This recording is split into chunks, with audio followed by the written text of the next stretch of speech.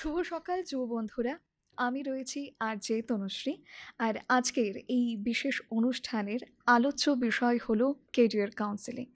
তো আজকের এই বিশেষ অনুষ্ঠানে আমাদের সঙ্গে রয়েছেন বিশেষ অতিথি শ্রী অভিজিৎ ভট্টাচার্য, স্কুল অফ সায়েন্সের অধ্যক্ষ। এনার কাছ থেকেই জেনে নেব এই কেরিয়ার কাউন্সেলিং নিয়ে নানান বিষয়। নমস্কার স্যার। নমস্কার। আপনার কাছে আজকের এই বিশেষ অনুষ্ঠান নিয়ে প্রথমেই আপনার কাছে আমি যে প্রশ্নটিতে যাব যে একজন গ্র্যাজুয়েট তারা ঠিক কোন কোন পরীক্ষাগুলো দিতে পারে? একজন গ্র্যাজুয়েট ধরুন জাস্ট গ্র্যাজুয়েট হয়েছে বা যারা অলরেডি গ্র্যাজুয়েশন করে ফেলেছে, ওরা বিভিন্ন প্রতিযোগিতামূলক পরীক্ষায় বসতে পারে এবং বিভিন্ন প্রতিযোগিতামূলক পরীক্ষার জন্য কিছু টার্মস অ্যান্ড কন্ডিশন রয়েছে। যেমন ধরুন আমাদের স্টেটে যতগুলো পরীক্ষা হয়, ত্রিপুরা পাবলিক সার্ভিস কমিশন যে পরীক্ষাগুলো কন্ডাক্ট করে, সেখানে মিনিমাম এজ হচ্ছে গিয়ে 21 ইয়ার্স আর ম্যাক্সিমাম হচ্ছে গিয়ে 40 ইয়ার্স। তাহলে যে কোনো গ্র্যাজুয়েট যে কোনো সাবজেক্টে, সায়েন্স হোক, আর্টস হোক, কমার্স হোক, সে এইসব পরীক্ষায় বসতে পারে। যেমন ধরুন ত্রিপুরা পাবলিক সার্ভিস কমিশনের অধীনে যে পরীক্ষাগুলো হতে চলেছে, TPC combined for miscellaneous post, সেখানে ধরুন যখন আমরা বলি মিসলেনিয়াস পোস্ট, সেখানে ICDS supervisor, child development project officer, labour inspector, inspector of taxes, revenue inspector, election inspector, বিভিন্ন পরীক্ষা হয়ে থাকে এবং সেটা ক্যান্ডিডেটসরা দিতে পারে। কিন্তু অনেক জায়গায় আছে যে খুব স্পেসিফিক করে দিয়েছে ত্রিপুরা পাবলিক সার্ভিস কমিশন। যেমন ধরুন যারা সায়েন্স গ্র্যাজুয়েট আছে, যারা ইঞ্জিনিয়ারিং গ্র্যাজুয়েট আছে, ওরা কয়েকটা পরীক্ষা দিতে পারে। যেমন এক্সাম্পল আমি বলছি, সাব ইন্সপেক্টর অফ এক্সাইজ। আচ্ছা। আর্টস স্টুডেন্ট ওটা দিতে পারছে না, কমার্স স্টুডেন্টরা ওটা দিতে পারছে না। যারা সায়েন্স গ্র্যাজুয়েট আছে ওরা এই পরীক্ষায় বসতে পারে। কেমন? এটা গেল আমাদের রাজ্যের যে কোনো গ্র্যাজুয়েট পরীক্ষায় বসতে পারে। সেকেন্ডটা হচ্ছে গিয়ে যে অনেক স্টুডেন্টরা ব্যাংকিং এক্সামিনেশনের জন্য প্রিপারেশন করে থাকে। ব্যাংকিং বলতে গেলে আইবিপিএস কন্ডাক্ট করায়। তারপর ধরুন স্টেট ব্যাংক অফ ইন্ডিয়া পরীক্ষাগুলো কন্ডাক্ট করে। সেখানে ক্লারিক্যাল পোস্ট থাকে, সেখানে ব্যাংক পিওর পোস্ট থাকে। তো স্টুডেন্টসরা তাদের ইন্টারেস্ট হিসেবে বেছে নেয় যে কোন পরীক্ষায় ও বসবে। সো অল গ্র্যাজুয়েটস, যেটা আগে বলেছি, সায়েন্স হোক, আর্টস হোক, কমার্স হোক, এদের ওরা অনেকগুলো পরীক্ষা দিতে পারে। এবং আমি এখানে মনে করি যে ওরা যাতে করে ইউনিডাইরেকশনাল যাতে না হয়, কেননা কম্পিটিশন তো কোয়াইট হাই আছে, তো বিভিন্ন পদের জন্য। আর এখানে আমাকে ডিসক্রিমিনেট করলে হবে না। হ্যাঁ, ধরুন গ্রুপ সি আছে, আমি পরীক্ষা দিই, গ্রুপ ডি আছে, আমি দিই, সাবঅর্ডিনেট পোস্টের যতগুলো পরীক্ষা আছে সব দিই, এবং অফিসার্স গ্রেডগুলো যেগুলো আছে, যেমন সিভিল সার্ভিসেস আছে, সেগুলো দিই। তো যেহেতু আপনি আমাকে প্রশ্ন করলেন যে একজন গ্র্যাজুয়েট কী কী পরীক্ষা দিতে পারে, সেখানে আমি বলি যে সে ইউপিএসসি পরীক্ষাগুলো বসতে পারে। ইউনিয়ন পাবলিক সার্ভিস কমিশন অনেকগুলো পরীক্ষা কন্ডাক্ট করে। আমাদের এই রাজ্যের থেকে আইএএসও পায়, আমাদের অনেক স্টুডেন্ট আছে আইএফএস পেয়েছে। তো যেহেতু সে 21 বছর অ্যাটেন্ড করেছে, সে একজন গ্র্যাজুয়েট, সে ইউপিএসসি থেকে শুরু করে টিপিএসসি, ব্যাংকিং যতগুলো পরীক্ষা আছে, আমি সেটা অ্যাডভাইস করব আমাদের ছাত্রছাত্রীদের যারা গ্র্যাজুয়েট আছে, ওরা সব রকমের পরীক্ষা দিক। আর স্যার, তার পরবর্তীতে আরও একটা জিনিস আমার যেটা জানার, যে শিক্ষার্থীরা গ্র্যাজুয়েশনের পরেই তারা কম্পিটিটিভ এক্সাম দিতে শুরু করে। তো এই কম্পিটিটিভ এক্সাম যখন তারা দেয়, ঠিক কোন কোন বিষয়গুলোর উপর গুরুত্ব দেওয়া বেশি প্রয়োজন বলে আপনি মনে করছেন? ভালো প্রশ্ন। দেখুন, এখানে কি থাকে, একটা ইউনিফর্মিটি অফ সিলেবাস থাকে। হ্যাঁ। তো সেখানে কি হয়, যে সায়েন্স স্টুডেন্টরাই সেটা পারবে এমন কথা নয়, সে কমার্স স্টুডেন্টরাও পারবে, আর্টস স্টুডেন্টরাও সেখানে পারবে। তো প্রত্যেকটি পরীক্ষার জন্য একটি নির্দিষ্ট সিলেবাস প্রেসক্রাইব করা থাকে। যেমন ধরুন, যদি কেউ ব্যাংকিং পরীক্ষা দিতে চায়, সেটা আইবিপিএস হোক বা স্টেট ব্যাংক অফ ইন্ডিয়া হোক, সেখানে যেটা সিগনিফিকেন্ট সেখানে হচ্ছে গিয়ে ইংলিশ ল্যাঙ্গুয়েজকে ওরা দেখতে চায়, ইংলিশ ল্যাঙ্গুয়েজ। দ্বিতীয়টা হচ্ছে গিয়ে ভার্বাল এবং নন ভার্বাল রিজনিং থাকে, অ্যানালাইটিক্যাল রিজনিং থাকে। থার্ড হচ্ছে গিয়ে ম্যাথমেটিক্যাল অ্যাপটিটিউড থাকছে। তো সেখানে দেখা যাচ্ছে কেউ মনে করবে যে একজন ইঞ্জিনিয়ারিং গ্র্যাজুয়েট বা সায়েন্স গ্র্যাজুয়েট, যেহেতু সে অঙ্ক করেছে ক্লাস 9, 10, 11, 12, তারপর সে অঙ্ক তার গ্র্যাজুয়েশনেও ছিল, যেহেতু সে সায়েন্স নিয়ে পড়েছে, পিওর সায়েন্স নিলে তো ওকে অঙ্কও করতে হচ্ছে। আর ইঞ্জিনিয়ারিং স্টুডেন্টদেরকেও ম্যাথমেটিক্যাল ইঞ্জিনিয়ারিংটা পাস করতে হচ্ছে। তো সেখানে দেখা যাচ্ছে যে যারা ইঞ্জিনিয়ার এবং যারা সায়েন্স নিয়ে পড়েছে, ওরা ম্যাক্সিমাম এই চাকরিটা পাচ্ছে, ব্যাংকিং সেক্টরে পাচ্ছে। কিন্তু সেটাকে আমি জেনারেলাইজ করব না, যে আর্টস নিয়ে পড়েছে, he is very good in English, ও লিটারেচারে, ও গ্রামারে খুব ভালো আছে। এখন ও কী করছে, ওগুলো প্র্যাকটিস করে ফেলছে, বুঝেছেন? যেই সাবজেক্টগুলো উইক আছে, যেখানে রিজনিং বললাম, ভার্বাল এবং নন ভার্বাল, ও পড়ে ফেলছে, ও প্র্যাকটিস করে ফেলছে। ম্যাথসও পারে না, সে এলিমেন্টারি ম্যাথস 9, 10, 11, 12 ম্যাথসও করে ফেলছে। ও আর্টস স্টুডেন্ট, ও কমার্স স্টুডেন্ট। ওর চাহিদাটা কি? যাতে যে পরীক্ষাটা দিতে যাচ্ছে, সেই পরীক্ষা যাতে ও পাশ করে। তো সেখানে আমি কোনো জেনারেলাইজড একটা নোশন দেব না যে সায়েন্স ব্যাকগ্রাউন্ড, ইঞ্জিনিয়ারিং ব্যাকগ্রাউন্ডের ছেলেমেয়েরাই যে ব্যাংকিং সেক্টরে পাবে, এমন কোনো কথা নেই। তারপর ধরুন, আমি ত্রিপুরা সিভিল সার্ভিস বা ত্রিপুরা পুলিশ সার্ভিসের কথাটা বলি। সেখানে কি রয়েছে, সেখানে আপনাকে আগে প্রিলিমস পরীক্ষায় বসতে হবে।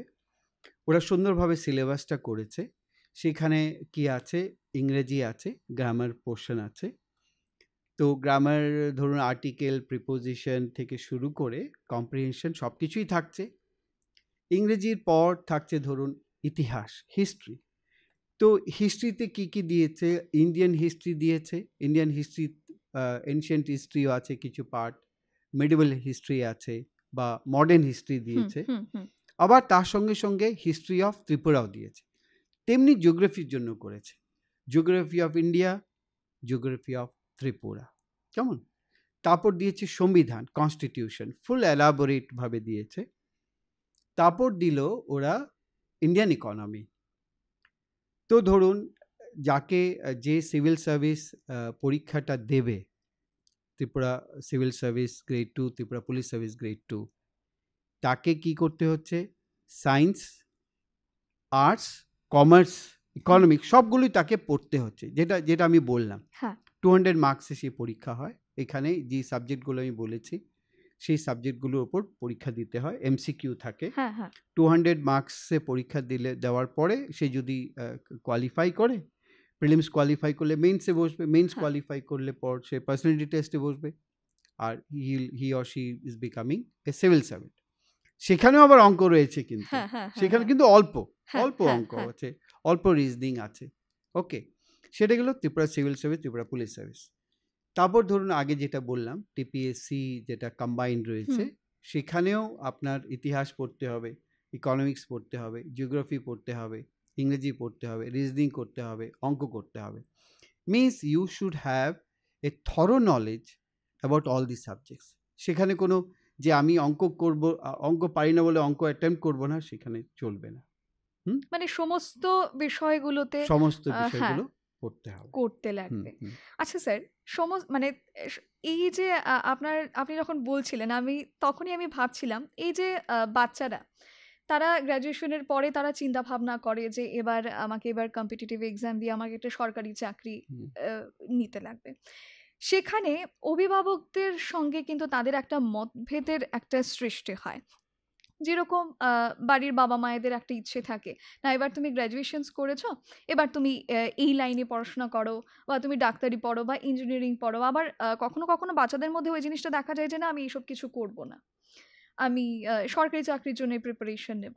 তো এই জিনিসটা নিয়ে আপনি ঠিক কি পরামর্শ দিতে চান? দেখুন, দুটো জিনিস আছে। Profession out of choice, profession out of compulsion. একদম। কেমন? তো প্রফেশন আউট অফ চয়েস ছেলে মেয়েরা সেটা এনজয় করে, অ্যান্ড প্রফেশন আউট অফ কম্পালশনটা কিন্তু দুর্বিষহ হয়ে ওঠে। ঠিক। এখন আমি খুব বাস্তব কথাগুলো বলছি। যেমন ধরুন, আমাদের কোনো একটি ছেলে বা মেয়ে, সে টিআইটি থেকে পাশ করলো বা এনআইটি থেকে পাশ করলো, কেমন? সে সিভিল ইঞ্জিনিয়ার হলো, ইলেকট্রিক্যাল হলো, মেকানিক্যাল হলো, অন্য কম্পিউটার হুম, সায়েন্স হুম, নিয়ে হুম, হুম। ইঞ্জিনিয়ারিংগুলো করলো। দেখা যাচ্ছে যে জব, যে এগুলো ব্রাঞ্চ, সিভিলটার জন্য ত্রিপুরায় অসুবিধা হয় না, পেয়ে যায়, ম্যাক্সিমাম আছে। কিন্তু যে মেকানিক্যাল ইঞ্জিনিয়ারিং করেছে তার জন্য এটা খুবই লিমিটেড স্কোপ। বাইরেও সেটা লিমিটেড বলবো আমি, কিন্তু সে মেকানিক্যাল ইঞ্জিনিয়ারিং সে পাশ করেছে। তখন তার কাছে কি থাকে, সামনে কি থাকে, যে আমি যে কোনো চাকরির জন্য আমি প্রিপারেশন নেব। আর যদি সুযোগ আসে তাহলে আমি মেকানিক্যাল ইঞ্জিনিয়ার হব। আমি জাস্ট একটা এক্সাম্পল বলছি আপনাকে। ধরুন সে বিটেক করেছে in mechanical engineering, BTech in civil engineering. সে কি করছে, সে বাবা চাইছে, মা চাইছে যে সে ইঞ্জিনিয়ারিং যেহেতু পাশ করেছে, 4 বছর সে করেছে বা এমটেক করেছে হুম, বা পিএইচডি করেছে, হুম, সে ইঞ্জিনিয়ারিং জবটা করুক। হুম। কিন্তু বাস্তবটা হচ্ছে যে এতগুলো অ্যাভিনিউজ নেই ইঞ্জিনিয়ারিং স্টুডেন্টের জন্য। তখন সেই বাচ্চা ছেলে বা মেয়ে বাবাকে বলে যে বাবা, যেহেতু এতদিন ধরে আমি আনএমপ্লয়েড আছি, হুম। আমি কেন ব্যাংকিং পরীক্ষা দিই না, আমি কেন অন্য পরীক্ষা দিই না? তো বাবা বলে যে যা, যে প্রিপারেশন কর। সো আমরা দেখি যে যে ছেলেটি বিটেক করেছে, বিই পাস করেছে, সেটা এনআইটি থেকে হোক, টিআইটি থেকে হোক, অন্য ইঞ্জিনিয়ারিং কলেজ থেকে হোক, সে আগে ব্যাংকে ক্লারিক্যাল জব সে করছে। হুম, আমরা প্রশ্ন করি, তুমি না বিটেক করেছো, ঠিক। হ্যাঁ, তুমি কেন গ্রুপ সি চাকরি হ্যাঁ, হ্যাঁ, করছো? হ্যাঁ। সেটা তখন খুবভাবে সে দেখা বলে যায়। যে স্যার, চাকরিটা আগে করি, চাকরিও করছি, এদিকে আমি পড়াশোনাও করছি। তারপর ধরুন যে Tripura public service commission announce করলো যে গ্রেড 5A 5Bতে ইঞ্জিনিয়ার নেওয়া হবে। তখন সে পরীক্ষাগুলো দিচ্ছে, 500 মার্কসে সেটা পরীক্ষা, সে উত্তীর্ণ হচ্ছে। ঠিক। সে আবার যে ছেলেটি গ্রুপ সি চাকরি করত, যে ছেলেটি গ্রুপ সি চাকরি করত, বিটেক এবং এমটেক হওয়া সত্ত্বেও সে আজকে কি করেছে, গ্রেড 5A 5B পরীক্ষা দিয়ে সেইখানে এসে জয়েন করেছে। অনেকগুলো অ্যাভিনিউজ আছে। আরেকটা জিনিস আমার যেটা জানার, যে বিদেশে বিশেষ করে একটা জিনিস আমরা লক্ষ্য করতে পারি যে তারা যখন ছোট থাকে, বাবা-মায়েরা তারা ছোট থাকতে, থাকতে তাদেরকে আত্মনির্ভরশীল করার মধ্যে একটা তাদের মধ্যে সেই প্রবণতা তৈরি করেন এবং তাদের ইচ্ছের উপর তারা ছেড়ে দেন। যে তারা সেটা লক্ষ্য করে যে তুমি কোন দিকে যেতে চাইছো। কিন্তু আমাদের ভারতে যেটা দেখা যায় যে খুব ছোট বয়সে তো সেই জিনিসটা দেখাই যায় না যে বাবা-মারা তাদেরকে একটা জায়গায় পৌঁছে দেন বা তুমি এটা করো, ওটা করো, সেটা খুব কমই দেখা যায়। তারা ভাবেন যে একটা পড়াশোনার স্টেজটা শেষ হোক, তারপর তুমি অন্য কিছু করো। কিন্তু বিদেশে সেটা লক্ষ্য করা যায় না। কিন্তু এখানে এটার সঙ্গে বাবা-মায়েরা ভারতে যেটা দেখা যায় যে বাবা-মায়েরা চেষ্টা করে যে তাদের ইচ্ছেগুলো বাচ্চাদের উপরে চাপিয়ে দেওয়ার একটা ব্যাপার। তো হুম। সেক্ষেত্রে ছেলে-মেয়েদের উপর কি, কি প্রভাব পড়ে? দেখুন, বিদেশে বলতে গেলে সেটা আমরা ধরে নেব ইউরোপ, ঠিক আছে? হুম, এবং জাপান হুম, বা জার্মানি বা ইউনাইটেড স্টেটস অফ আমেরিকা। হুম, যে কথাটি আপনি বলতে চেয়েছেন সেটা হচ্ছে গিয়ে সেখানে আহ, একটা বয়সের পরে মা বাবা ছেলেমেয়েদেরকে বলে যে তোমরা এখন পড়াশোনা করে ফেলেছো, তোমাদের বয়স এখন 15-16 বছর, now you think independent of your self. কিন্তু ভারতবর্ষে সেটা হয় না, কোনো স্টেটই হয় না। আমাদের তো 28 স্টেটস রয়েছে, 8টা ইউনিয়ন টেরিটরি রয়েছে। সেখানে কিন্তু এই প্যাম্পারিং বিষয়টা চলে আসছে। সেখানে কোনো মা বাবা বলে না যে তুমি এখন মাধ্যমিক পাশ করে ফেলেছো ভাই, তুমি যাও কিছু করো, you hmm, search a job of your self. No, একদম। They don't say it. তো সার্ভাইভাল অফ দ্য ফিটেস্ট যে জিনিসটা আছে সেখানে যেটা চলে আসছে সেটা কিন্তু আমাদের এদেশে হচ্ছে না। কিন্তু ইদানিংকালে অনেকগুলো স্টেট আছে যে দেখা যাচ্ছে যে মা বাবা বলে দিচ্ছে যে তুমি পাস করেছো, এখন তুমি চেষ্টা করো। যেমন আপনাকে একটা উদাহরণ বলি, পাঞ্জাব। হুম। পাঞ্জাবে মাধ্যমিক पास করার পরে बाबा कृषक बोले जे बेटा अभी तू जाके आर्मी में वो दाखिला ले लो, हाँ। उसके लिए पढ़ाई लिखाई करो और फिर आर्मी में জয়েন করো। আমি আপনাকে উল্টো প্রশ্ন করি যে আমাদের এই রাজ্যে বা পশ্চিমবঙ্গে কত মা বাবা আছে যে ছেলেকে বলবে যে अभी आपने क्लास 10 पास कर लिया है, अभी आप जाके फौज में नौकरी कर लो। আপনি বলুন তো কজন মা বাবা আছে আমাদের রাজ্যে বা পশ্চিমবঙ্গে যে বলবে যে যাও যেহেতু মাধ্যমিক পাস করেছো এখন ফৌজ में ভর্তি হয়ে যাও? বলে কি? বলে না। একদমই না। হ্যাঁ। তো কেন বলে না? কেন বলে না? কেননা আমরা আমাদের একটা প্রবণতা রয়েছে সেফ এট হোম। আমরা আমাদের হোম রেঞ্জটাকে হোম রেঞ্জেই থাকতে চাই সবসময়। ঠিক। ঠিক আছে? আমরা ওইরকম ভাবি না যে ছেলে বা মেয়ে অন্য জায়গায় গিয়ে কোনো একটা কম্পিটিটিভ পরীক্ষা দিয়ে সে অন্য জায়গায় চাকরি করবে। হ্যাঁ। ঠিক আছে কি না? আমরা ভাবি যে এখানে পড়াশোনা করেছে, বাইরে পড়াশোনা করেছে, ঠিক আছে, সে যাতে আমার সঙ্গেই থাকে। হুম, হুম, হুম। ওকে? কেননা আমার ওল্ড এজে কে দেখবে? সেই। কিন্তু বিদেশে কিন্তু এরকম হয় না। হয় যেটা না। কনসেপ্টটা কিন্তু আলাদা রয়েছে।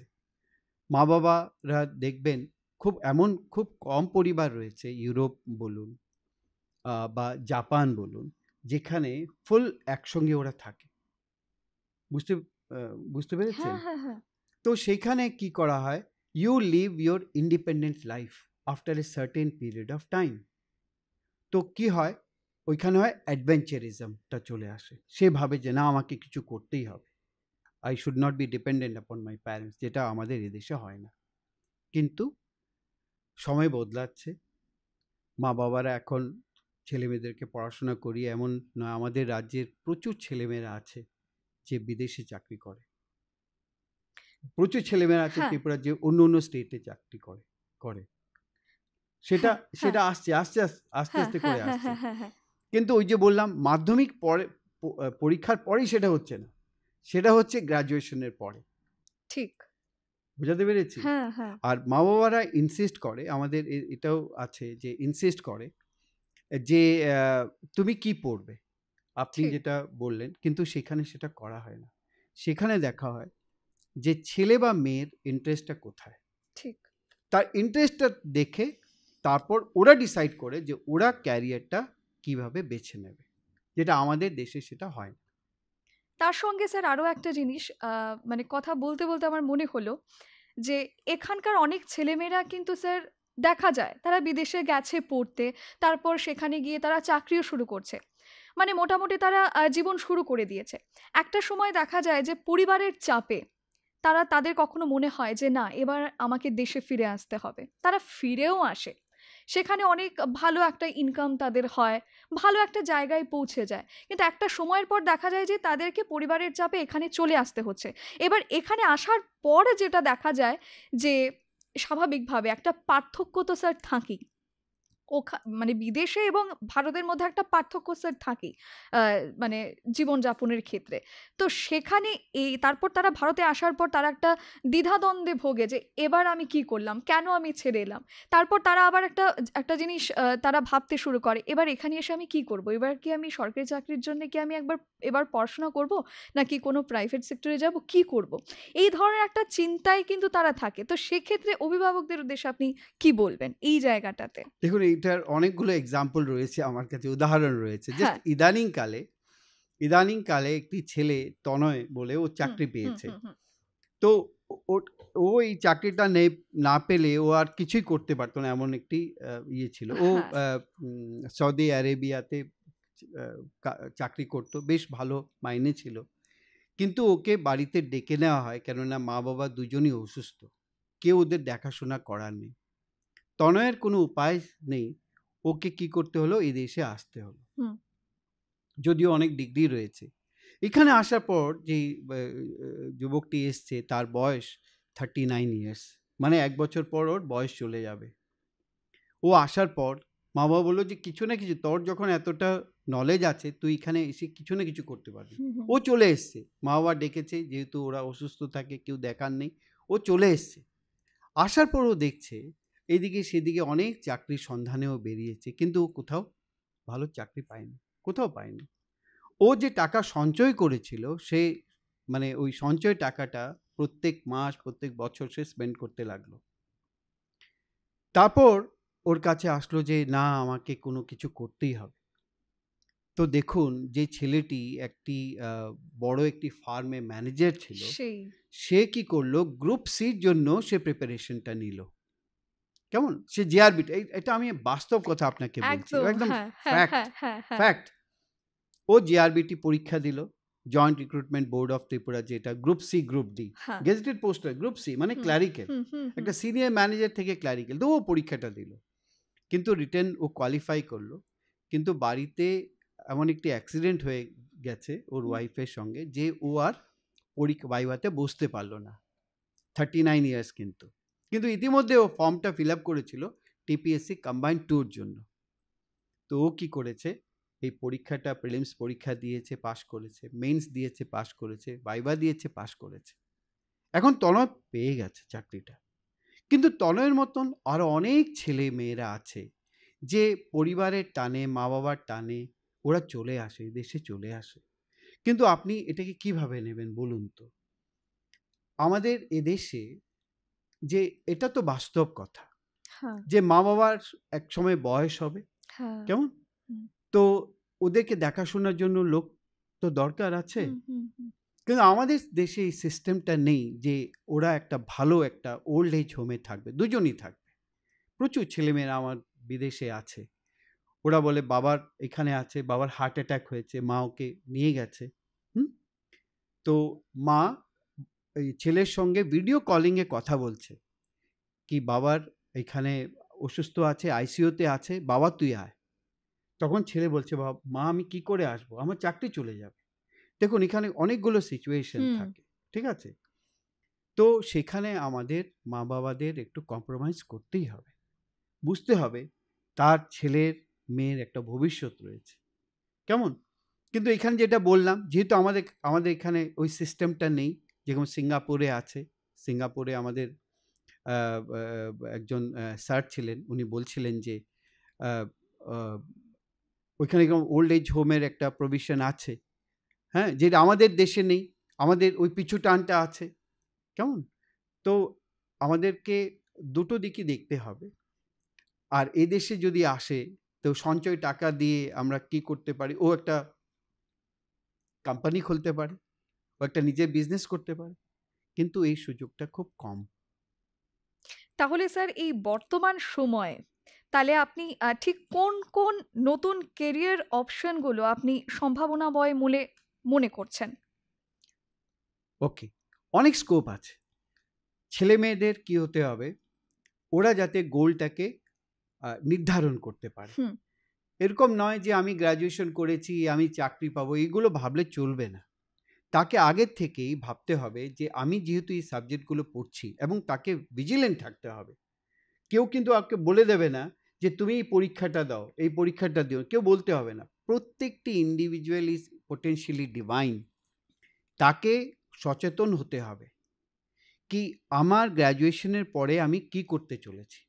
এখন কিন্তু সেটা এসছে, বিভিন্ন স্টুডেন্ট আছে যারা হোলি ক্রস কলেজে পড়ে, এমবিবি কলেজে পড়ে, উমেন্স কলেজে পড়ে। ওরা একদিকে যেমন তাদের গ্র্যাজুয়েশন পাওয়ার জন্য ওদের সিলেবাস নিয়ে ব্যস্ত হুম, থাকে, হুম। তেমনি তেমনি ওরা কি করে সাইড বাই সাইড কম্পিটিটিভ পরীক্ষার জন্য প্রস্তুতি নিতে থাকে। তো এইদিকে ধরুন, ও 21 বছর তার হলো, হুম। ও 17 ইয়ার্সে ও উচ্চ মাধ্যমিক পাশ করলো যে কোনো স্ট্রিমে। আরও 3 বছরের ওর গ্র্যাজুয়েশন কমপ্লিট করলো, 21-22 বছরের হয়ে গেল। কিন্তু ওকে ভাবতে হবে যে আমি যখন চাকরির পরীক্ষায় বসবো, আমাকে আগে থেকে প্রিপারেশন নিতেই হবে। ইউপিএসসি বলুন, টিপিএসসি বলুন, ব্যাংকের পরীক্ষাগুলো বলুন, যে কোনো পরীক্ষার জন্য একটা প্রেসক্রাইবড সিলেবাস আছে, সে ওই সিলেবাসটা নিয়ে সে বসুক। সে যদি নিজে না পারে, তাহলে কলেজের যারা টিচাররা আছে, আমাদের মতন যারা পড়ায়, ওদের থেকে অ্যাডভাইস নিতে পারে। আপনাদের এই প্রোগ্রামগুলো যেটা আপনারা টেলিকাস্ট করছেন, সেই প্রোগ্রামগুলো দেখতে পারে। সেই সেখানে সে একটা ডাইরেকশন পাবে। একদম যে আপনারা যে এই প্রোগ্রামটা হ্যাঁ করলেন, যারা শুনছে, এটা হুম নিশ্চয়ই আমি রিকোয়েস্ট করবো, বারবার রিপিট করবেন। ওকে ক্লাস 9 থেকে ভাবতে হবে ম্যাডাম, যে না, আগামী দিনে আমি আমার গ্র্যাজুয়েশন করার সঙ্গে সঙ্গে আমি কম্পিটিটিভ পরীক্ষার যে সিলেবাসটা আছে ওটা আস্তে আস্তে করে পড়বো। এদিকে আমার গ্র্যাজুয়েশন হয়ে গেল, এখানে আমি কম্পিটিটিভ ঠিক পরীক্ষায় আমি এই বসলাম। প্রশ্নটাই করতে যাচ্ছিলাম আপনাকে যে অন্যান্য রাজ্যে কিন্তু স্যার দেখা যায় যে বাচ্চারা ক্লাস 8-9 এর পরেই তারা কম্পিটিটিভ এক্সামের জন্য প্রিপারেশন শুরু করে করতে দেয়, থাকে কিন্তু একদম। এখানে কি হয় গ্র্যাজুয়েশনের পরে তারা ভাবতে শুরু করে যে এবার আমাকে বোধহয় পড়তে হবে, ঠিক তাও অনেকটা সময় চলে যায়, ঠিক ঠিক গ্র্যাজুয়েশন করে নেয়, পোস্ট গ্র্যাজুয়েশনও করে নেয়, ঠিক তারা ঠিক একের পর এক ডিগ্রি অর্জন করতে থাকে, ঠিক ডিগ্রি অর্জন করার পর তাদের চিন্তা ভাবনায় যায় হ্যাঁ ডিগ্রি হ্যাঁ তো অর্জন করে নিলাম, ওকে। এবার কি করা প্রয়োজন, বয়স এই দিকে চলে যাচ্ছে, এবার বোধহয় আমাকে পড়তে হবে। তো এর জন্য কি হয়, তারা অনেকটা পিছিয়ে যায়। আর অন্যান্য রাজ্যে কি হয়, আমি আমার ত্রিপুরা ছেড়েই বলছি, অন্যান্য রাজ্যে কি হয়, তারা অনেক ফার্স্ট, অনেক এগিয়ে যাচ্ছে, ঠিক পড়াশোনার পাশাপাশি তারা অনেক দূর এগিয়ে যাচ্ছে। সেক্ষেত্রে স্যার আপনি কি বলবেন? সেখানে মানে আমি বলবো এই প্রোগ্রামের পরিশেষে আমি এটাই বলতে চাই হ্যাঁ সব ছাত্রছাত্রীদের যারা আমাদের এই রাজ্যে রয়েছে বা বহিরাজ্যে রয়েছে, হ্যাঁ তোমরা আগামী দিনে চাকরি একদম পাবে। মানুষ বলে যে চাকরি নেই, চাকরি নেই, চাকরি কিন্তু আছে। চাকরি কিন্তু আছে। চাকরি আছে, যোগ্য লোকদের জন্য চাকরি আছে। যারা কম্পিটিটিভ পরীক্ষা দেয়, যারা কম্পিটিটিভ পরীক্ষার জন্য প্রস্তুতি নেয় এবং ভালোভাবে প্রস্তুতি হুম নেয়। শুধু লিখিত পরীক্ষায় পাশ করলে হবে না। আগের থেকেই গ্রুপ ডিসকাশন আছে, মক ইন্টারভিউসগুলো আছে, সেই সব প্রিপারেশন যাতে নেয়। এবং আমি আশা রাখি যে প্রচুর চাকরি আসবে। ত্রিপুরায় কিন্তু প্রচুর লোকরা হুম এখানে রিটায়ার করছে। হুম প্রচুর ভ্যাকেন্সি আপনি দেখবেন যে হ্যাঁ এই বছর ২০২৪, ২০২৫, এখন তো এপ্রিল মাস চলছে। হ্যাঁ হ্যাঁ হ্যাঁ প্রচুর ছেলেমেয়েদের কিন্তু চাকরি হয়েছে। আমি আশা রাখবো যে আমাদের রাজ্যের ছেলেমেয়েরা যারা গ্রামে আছে, যারা শহরে আছে, হ্যাঁ ওরা যাতে আ যতগুলো কম্পিটিটিভ পরীক্ষা আছে, এটা ডিসাইড না করে গ্রুপ সি, গ্রুপ ডি, গেজেটের এসব ডিসাইড না করে পরীক্ষার জন্য প্রস্তুতি নিক এবং ভালো প্রস্তুতি নিলে পর চাকরি অবধারিত। ঠিক, একদম ঠিক বলেছেন স্যার। আর তার সঙ্গে আরো একটা বিষয় আমার যেটা জানার, যে ভবিষ্যতে এই হুম, চাকরির বাজারে সবাই মনে করেন যে আমার তো এই স্কিলটা নেই, তাহলে বোধহয় আমার হবে না। আমার এটা আছে, আমি এটা জানি। হ্যাঁ, আমার হয়ে যাবে। একটা আ ওভার কনফিডেন্স যেটা আমরা বলে থাকি। তো সেক্ষেত্রে আপনি যদি এই বিষয়টা একটু বুঝিয়ে বলেন যে ভবিষ্যতে চাকরির বাজারে বিশেষ করে আ ছাত্রছাত্রীদের মধ্যে ঠিক কোন, কোন স্কিলগুলো বেশি চাহিদা সম্পন্ন? স্কিল বলতে গেলে যেহেতু আপনি এটা গুরুত্বপূর্ণ প্রশ্ন করেছিলেন, কমিউনিকেশন স্কিল। একদম। The student must be well equipped with his own mother tongue, Bangla হ্যাঁ, or হিন্দি, যেটাই তার মাদার টাং থাকুক না কেন, তার সঙ্গে সঙ্গে তাকে ভালো ইংরেজি যাতে সে বলতে পারে। Because most of the interviews being conducted in English. Could you follow me? ওইখানে যারা প্যানেলিস্ট থাকে, একটা খুব মানে বাস্তব কথা বলি, একদম। প্যানেলিস্ট কিন্তু শুধু বাঙালিরা বসে না, কিন্তু इदानींकाले अन्य स्टेट থেকে আসে। तो जो लोग बाहर के स्टेट से आते हैं वो लोग तो बांग्ला बोल नहीं पाते, they throw the question in Hindi. ঠিক। सो आपको 3 लैंग्वेज में माहिर होना ही होगा। एक, you should be very good in your own mother tongue, যদি আমি বাঙালি হয়ে থাকি, বাংলা যাতে আমি ভালো করে বলতে পারি। And interview will be in English. You should be knowledgeable and you should grow your personality in such a manner that you pass the examination. You are in a position to answer all their queries in English. And if they ask you any question in Hindi, and you should reciprocate in Hindi language. তাহলে sir এবার আমি বলবো যে এই যে আমাদের দেশে যেহেতু আমাদের অনুষ্ঠানটাই রয়েছে কেরিয়ার কাউন্সেলিং নিয়ে, তো এই কেরিয়ার কাউন্সেলিং কতটা গুরুত্বপূর্ণ বলে আপনি মনে করছেন? It's so vital, it's so vital. অনেক ছেলেমেয়েরা জানে না যে আগামী দিনে ওরা কি করবে। ছেলেমেয়েরা জানে না ওরা সায়েন্স নিয়ে পড়বে না আর্টস নিয়ে পড়বে না কমার্স নিয়ে পড়বে। আবার সায়েন্স আর্টস কমার্সগুলো ওদেরকে বলতে হবে যে কেউ বলছে বলে আমাকে সায়েন্স নিতে হবে এমন যাতে না হয়, কেউ আমাকে কম্পেল করছে তুমি সায়েন্স পড়ো এরকম যাতে না হয়, তার ইন্টারেস্টও থাকতে পারে। There are so many candidates I have seen that মা বাবা বলার সত্ত্বেও সায়েন্স নিয়ে পড়েনি, ও ইংরেজি নিয়ে পড়েছে, অনার্স পাস করেছে, মাস্টার্স ইংরেজি করেছে, এখন সে একটা পত্রিকায় ডেস্কে বসে, সে এডিটোরিয়ালগুলো লেখে, and he earns more than his contemporaries and predecessors in his or her school. তাহলে you choose your career out of your choice, not because someone has stated that you should do this. ঠিক আছে? একেবারে সর্বশেষ প্রশ্নে চলে যাব যেহেতু আমাদের সময় অনেকটা এগিয়ে গেছে। শিক্ষার্থীদের উদ্দেশ্যে আপনি একেবারে শেষে কি বার্তা দিতে চাইবেন তাদের ভবিষ্যৎ পরিকল্পনার সঙ্গে? একটাই অ্যাডভাইস থাকবে সবার জন্য, অ্যাডভাইস নয়, এটা সাজেশন বলতে পারি, যে তোমরা যদি তোমাদের ক্যারিয়ারটা গড়তে চাও, সবাই একটাই মন্ত্র আছে, তোমাদেরকে কিন্তু পড়তে হবে, সব কিছু ছেড়ে কিন্তু পড়তে হবে। Sacrifice your sleep, sacrifice your food, sacrifice your mobile, sacrifice your Facebook friends একদম। To achieve. কেননা এইগুলো আমিও আমাদের ছাত্রছাত্রীর থেকে শিখি, যে অনেক সময় ছাত্রছাত্রীরা যখন ফার্স্ট হয়, এতজন পরীক্ষা দিচ্ছে, ও ফার্স্ট হয়ে গেল, তখন জিজ্ঞেস করি যে হোয়াট ইজ দ্য সিক্রেট? বলবে স্যার লাস্ট 3 বছর ধরে আমি কিন্তু পড়াতেই মন দিয়েছি। মানে তোমাকে ফোকাসড হতে হবে, you should be very focused about your objective, যে আমাকে লক্ষ্যে পৌঁছাতে গেলে আমাকে ডান দিক বা দিক আমাকে ছাড়তে হবে, এবং আমি যাতে ফোকাস থাকি unless and until I get the job. আরেকটা কথা বলি, you should leave your comfort zone.